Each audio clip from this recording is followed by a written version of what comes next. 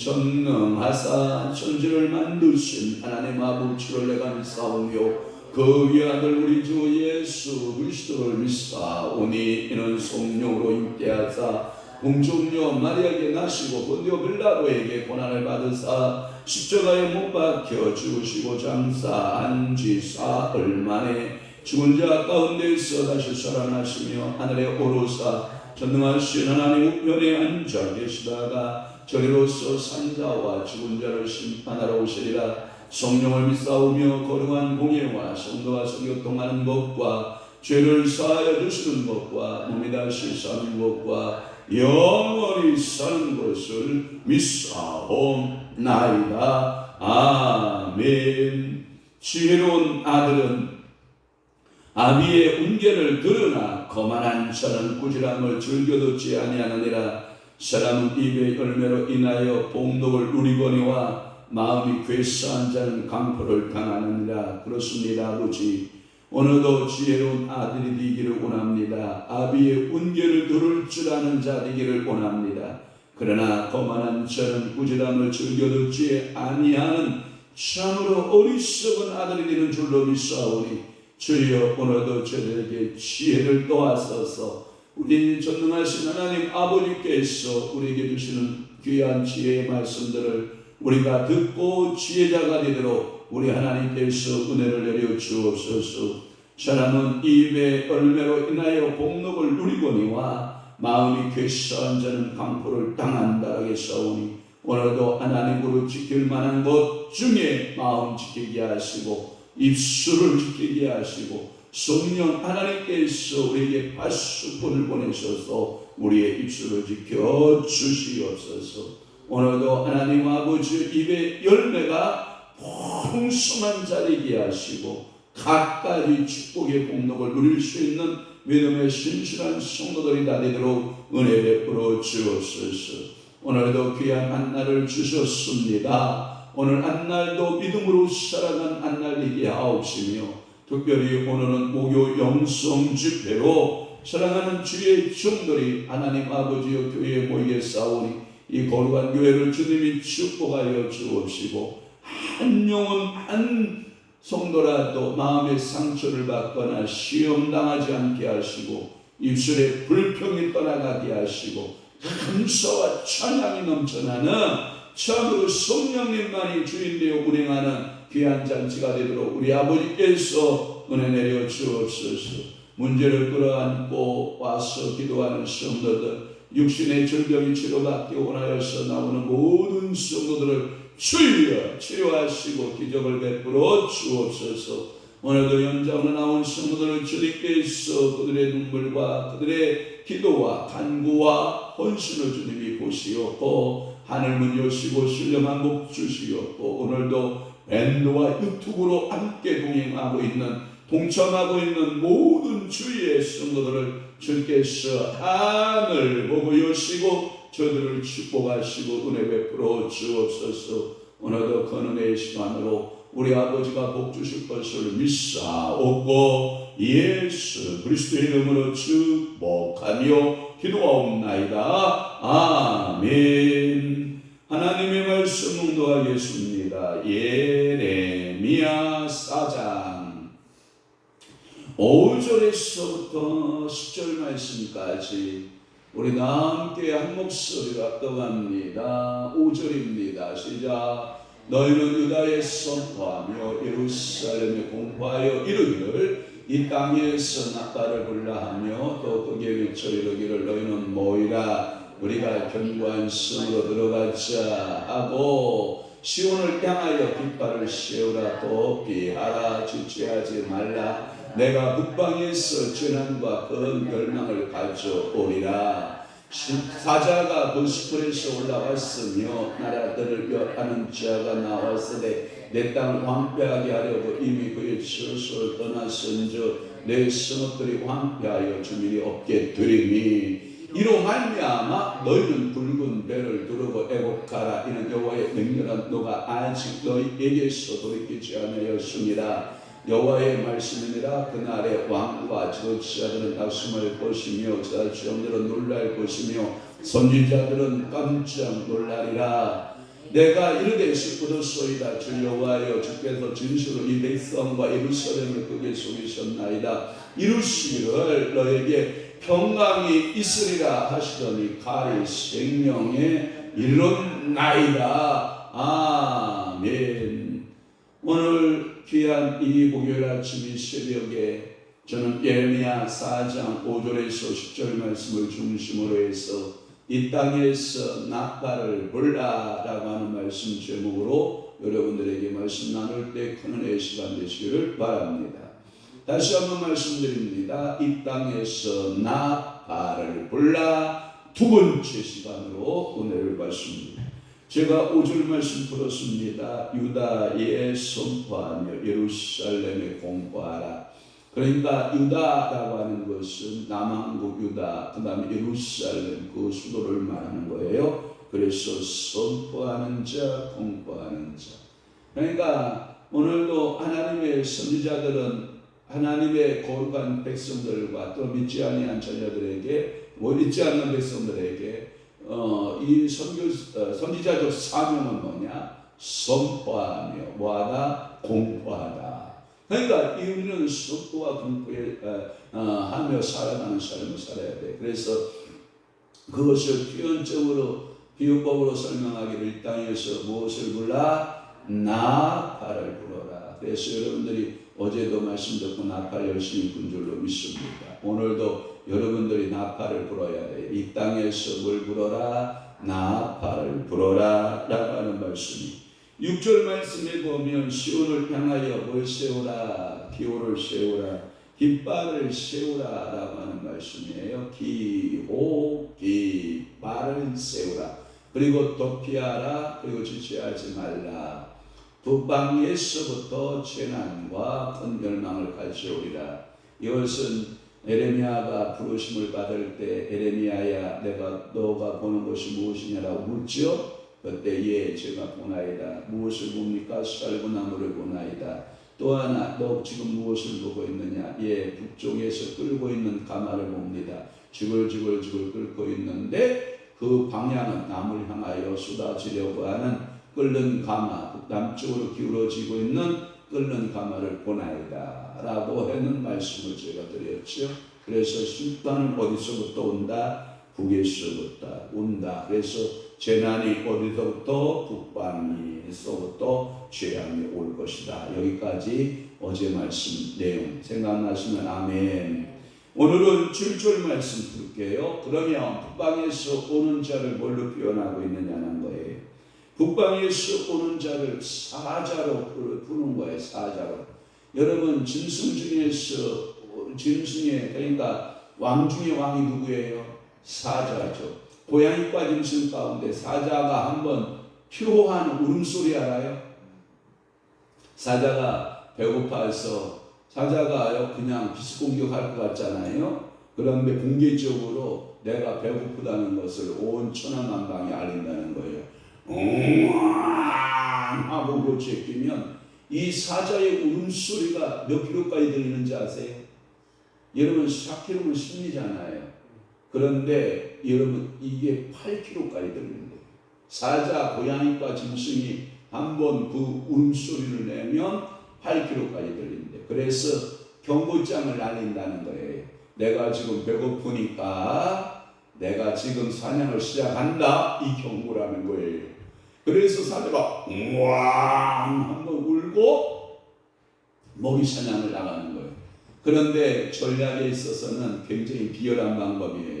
왜냐? 사자는 순간에 힘을 낼 수 있는, 스파트를 낼 수 있는 이 엄청난 빠르기를 가지고 있지만 심장이 조망만해요. 뭔 얘기 알아요? 심장이 조망만해서 어느 정도 뛰면 심장에서 너 그만 뛰어라. 왜 하나님께서 심장을 조망만하게 만들어줬느냐? 사자의 심장은 왜 조망만하냐? 만약에 그러한 힘을 사자에게 주었는데 이 심장이 튼튼하다. 그럼 이 땅에 짐승이 남아나요? 안 남아나요? 안 남아나요. 그러니까 임팔라하고 사자하고 달리기 시합을 한다는 거예요. 그러면 사자가 순간 속도는 빠른 것 같지만 임팔라는 심장이 튼튼한 심장을 주어서 달기를 계속해서 장거리 선수 임팔라가 이긴다는 거예요. 그래서 사자가 임팔라를 잡는다 못 잡는다? 못 잡는다가 답이라는 거예요.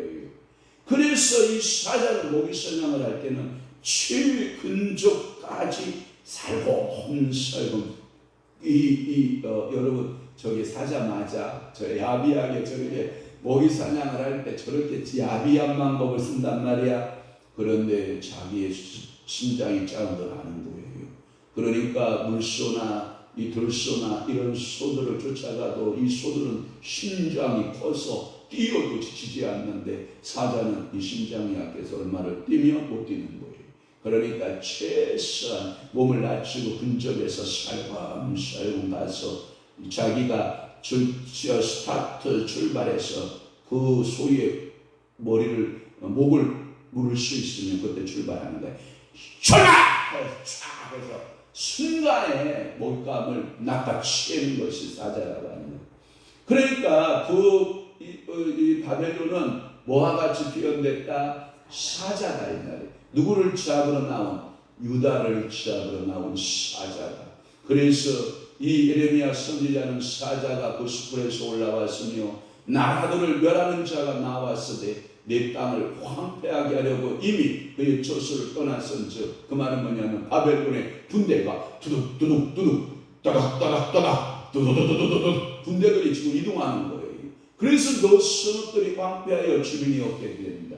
전부 다 도륙을 당하든지 살육을 당하든지 지혜로운 자, 똑똑한 자는 바벨론 땅으로 전부 어떻게 해요? 끌어가 버린다. 그래서 사자가 그 숯불에서 올라왔다라고 하는 거예요. 그러니까 이 사자는 북에서 오는 침략군을 가리키며 아마도 이 바벨론의 느부갓네살을 염두에 둔 예언이다 이렇게 해석하고 있는 거예요. 사자는 짐승의 왕으로 그 불가항력적인 세력과 무자비성을 가리키고 있는 거죠. 그래서 창세기 49장 7절 말씀에 보면 다 함께 보세요. 시작. 그 무욕이 혹독하니 저주를 받을 것이요 군기가 맹렬하니 저주를 받을 것이라. 내가 그들을 야곱 중에서 나누며 이스라엘 중에서 흩으리로다. 사모님 이게 49장 7절이 누구에게 예언한 말씀이에요? 어떤 아들인지 한번 찾아보세요. 그리고 저한테 말씀해 주세요. 누구요? 유다는 사자 새끼로다. 자, 또 하나 계시록 5장 5절에 또 그 말씀이 있는 것을 우리는 알 수가 있어요. 자, 창세기 49장 9절 봅니다. 시작. 유다는 사자 새끼로다. 내 아들아 너는 움킨 것을 짚고 올라갔도다. 그가 엎드리고 웅크림이 숫사자 같고 암사자 같더니 누가 그를 범할 수 있어요. 그러니까 유다는 이렇게 엄청난 사자이지만 먹이 사냥에 있어서 나중에 이들이 우상 숭배하고 그리고 하나님을 등지게 되면 결국은 북쪽에서 내려오는 바벨론 사자한테 먹히게 된다 이 뜻이에요. 알았죠? 자, 계시록 5장 5장 뜨면 바벨론 군은 그래서 열방들을 멸하고 가는 곳마다 황무지를 만든다라고 하는 거예요. 한번 봅시다. 계시록 5장 5절 장로 중에 한 사람이 내게 말하되 울지 말라. 유다 지파의 사자 다윗의 뿌리가 이겼으니 그 두루마리와 그 일곱 인을 떼시리라 하더라. 이 유다의 지파에서 사자 같은 종이 나온다. 그게 누구다? 다윗의 뿌리에서 나온다. 그게 누구냐면 예수 그리스도다. 그래서 예수 그리스도는 그 두루마리와 그 일곱 인을 떼시는 자로 나오는 줄로 믿습니다. 계시록에 보면 세 가지의 일곱이 나오죠.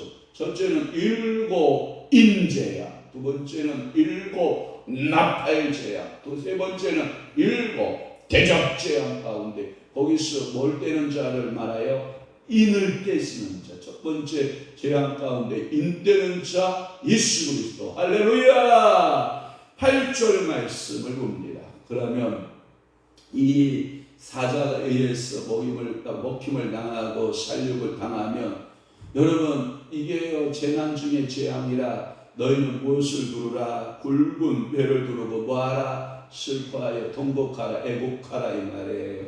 그러니까 여러분 우리도 오늘 이 아침에 여러분 나라와 민족을 위해서 울어야 돼요? 안 울어야 돼요? 울어야 돼요. 내 자녀를 위해서 울어야 돼요? 안 울어야 돼요? 울어야 돼요. 누가 그러더라고요? 자녀를 키우는 것은 눈물이라고, 교회를 키우는 것은 목사의 눈물이라고, 성도를 키우는 것은 곧 목사의 무릎과 눈물이 키우는 것이라고 그런 말씀을 하시는 것을 제가 신학교 때 배웠어요. 여러분들의 자녀를 눈물로 키우면 여러분들의 자녀들은 그 눈물의 자양분을 먹고 튼튼한 신앙으로 바뀌어가는 것을 여러분 믿으세요. 지금은 뭐 어떤 표정이 나타나지 않고 어떠한 이사와 기적이 나타나지 않아도요, 여러분들이 눈물로 여러분들의 자녀를 기도하여 키우면 결코 그 눈물이 헛되지 않는다. 헛되지 않는다가 답이에요. 그러니까 오늘도 여러분 굵은 배를 두르고 애곡하라라고 하는 굵은 배는 여러분 슬픔과 애계를 말하는 거예요. 내가 하나님 말씀대로 살지 못하니 하나님이여 나는 굵은 배를 입고 제 가운데 하나님 앞에 제가 누웠나이다. 하나님이여 나를 불쌍히 여겨 주옵소서. 여러분 성경에 보면 욥 친구하라. 욥이라고 하는 사람이 한 번에 아들 싹 쓸어가고 모든 짐승 싹 쓸어가고 사랑하는 아내마저도 그 곁을 떠날 때 이 욥은 자기의 굵은 배로 옷을 찢고 굵은 배 옷을 갈아입고 제 가운데 앉아서 여러분 자기의 욕창을 긁어가며 회개한 걸 여러분 아십니까? 욥의 애국함을 여러분 아십니까? 우리도 애국함이 있어야 됩니다. 하나님 앞에 회개함이 있어야 됩니다. 슬픔이 있어야 됩니다. 에레미야 6장 6절이 아니라 사모님 6장 26절입니다. 그러니까 전적으로 하나님 앞에서 슬퍼하며 회개하라. 아멘. 다 함께 봅니다. 6장 6절에도 굵은 배 있네요. 다 시작. 딸 내 백성이 굵은 배를 두르고 죄에서 부르며 독자를 이름같이 슬퍼하며 뭐할지어다 통곡할지어다 멸망시킬 자가 갑자기 우리에게 올 것입니다.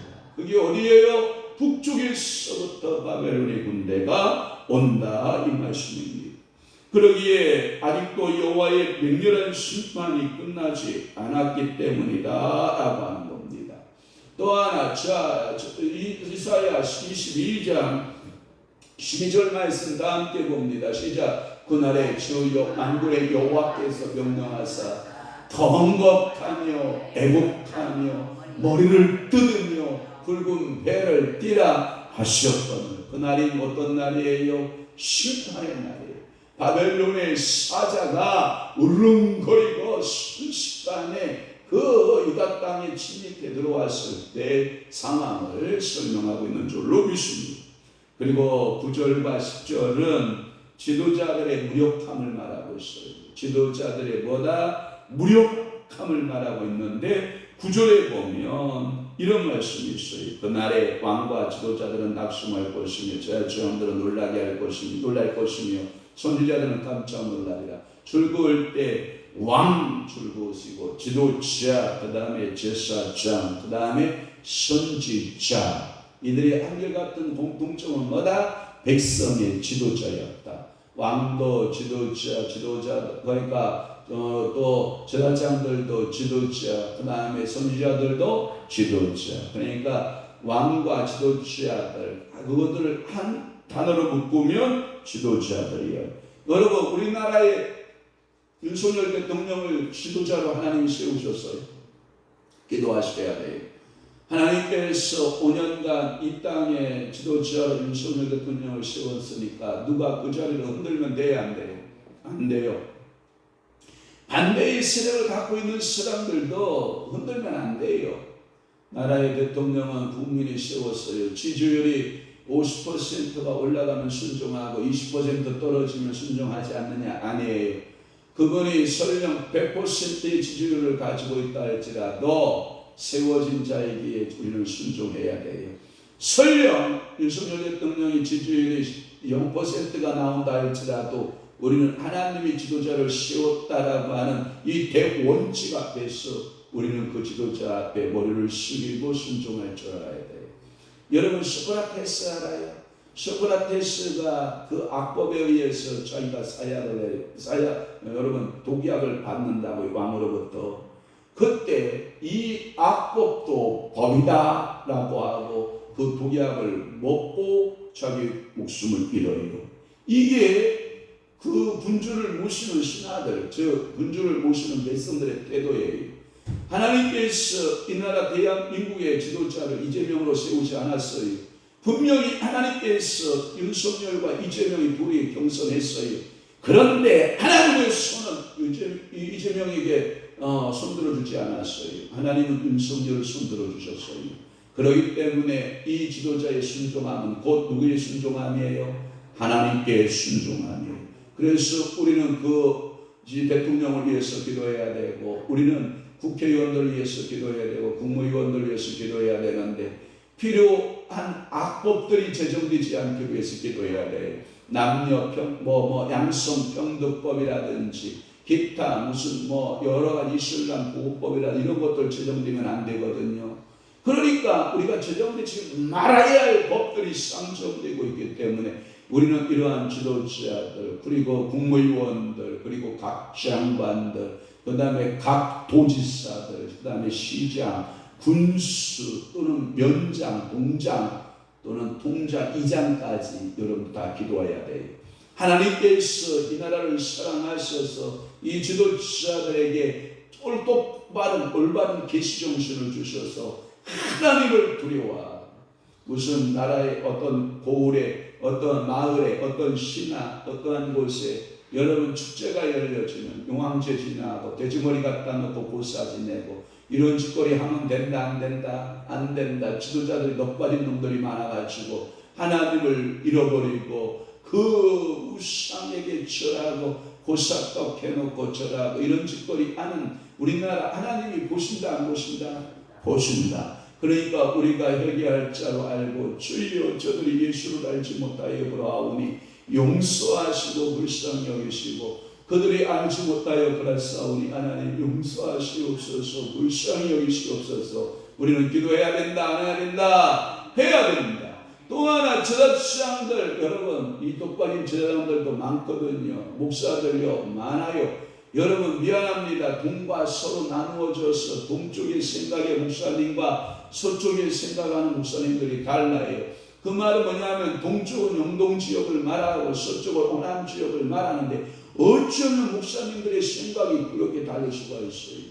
구주 예수 그리스도를 영접하고 한 성령님을 모시고 한 성경을 보고 한 언어를 쓰고 한 국토에서 나오는 음식을 먹고 살면서도 어쩌면 그렇게 목사님들의 생각이 다른지 몰라요. 그러나 우리는 우주의 정도를 위하여 기도해야 할 줄로 믿습니다. 그리고 한국에 있는 목회하는 모든 목사님들, 그리고 전도사님들, 그리고 국외에서 선교하고 있는 선교사님들, 소위 말해서 지도자라고 하는 그 모든 종교적 지도자, 제사장들도 여러분 위해서 기도해야 돼요. 또 하나 선지자들도 여러분 깜짝 놀라리라 이렇게 말씀은, 그러면 오늘날 목사님 선교사가 선지자가 있다는 말입니까? 예. 곳곳마다 위치는 곳, 그래서 위치는 자는 많건만은 뭐가 말랐더라? 생명수는 말랐더라. 선지자적 사명, 제가 언젠가 여러분들에게 성경 공부하면서 주의종에 대해서 이런 말을 했죠. 왕적 권위를 가지고 목회하는 이 주의종들이 있고 선지자적인 그 권위를 가지고 목회하는 분이 있고 제사장형 목사님이 있다 이렇게 말씀을 드렸잖아요. 그러니까 꼭 선지자라고 해서 그렇게 부르지 않지만 우리는 통합하여서 목사라고 부르지만 성향에 있어서는 왕과 같은 목회를 하는 분이 있고 선지자 같은 목회를 하는 분이 있고 제사장과 같은 목회를 하는 분이 있다 없다? 있다. 그러기에 우리는 이게 다 합해서 주의 종들 제사장들을 위해서 뭐 해야 된다? 기도해야 된다라고 하는 거예요. 그리고 선지자들을 향해서 우리도 뭐 해야 된다? 기도해야 된다라고 하는 거예요.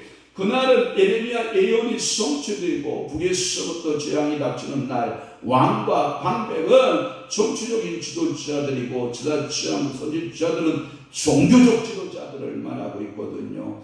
국가가 위기가 오면 지도자들은 침착하게 백성들을 지도하여서 그 위기를 극복해야 하면을 저들은 마음들이 전부 다 마음들이 실족하고 그리고 그들은 경악하면서 당황하면서 그 멸망들을 오히려 지도자들이 재촉해가는 모습을 우리는 볼 수 있다라고 하는 거예요.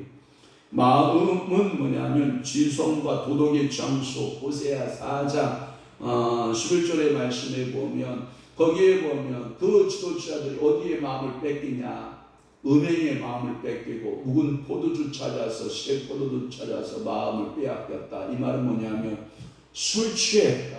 성경은 이렇게 말하고 있죠. 우리 모두 술 취해야 됩니다. 오늘도 여러분 취해 살아야 됩니다. 술 취하지 말라. 이는 망당한 것이니 오직 무슨 충만을 받아라? 성령 충만을 받아라.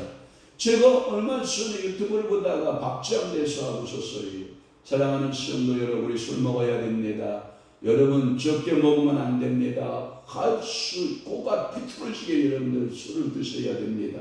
어떤 분은 꼬량주를 먹든지, 어떤 분은 소주를 먹든지, 어떤 분은 맥주를 먹든지, 당신들이 좋아하는 술 말거리를 먹든지 어떤 것을 찾아 먹되 우리는 코가 비뚤어지게 먹어야 됩니다. 한참 우리 술 먹어야 된다라고 막 목사님이 강조하여 설교하더니 갑자기 얼굴색이 딱 변하면서 말을 바꾸는 거예요. 뭐라고 한 줄 알아요? 술을 취하지 말라. 이는 망당한 것이니 오직 성령의 충만을 받으라. 그게 누구였냐 하면 양목교회 지용수 목사님 그 설교를 했어요. 그러면서 가을궁에 하고 있는데 이 가을궁에는 여러분들이 코가 삐뚤어지도록 얼굴이 빨개지도록 뭐 충만 받아라? 성령 충만의 술을 마셔라.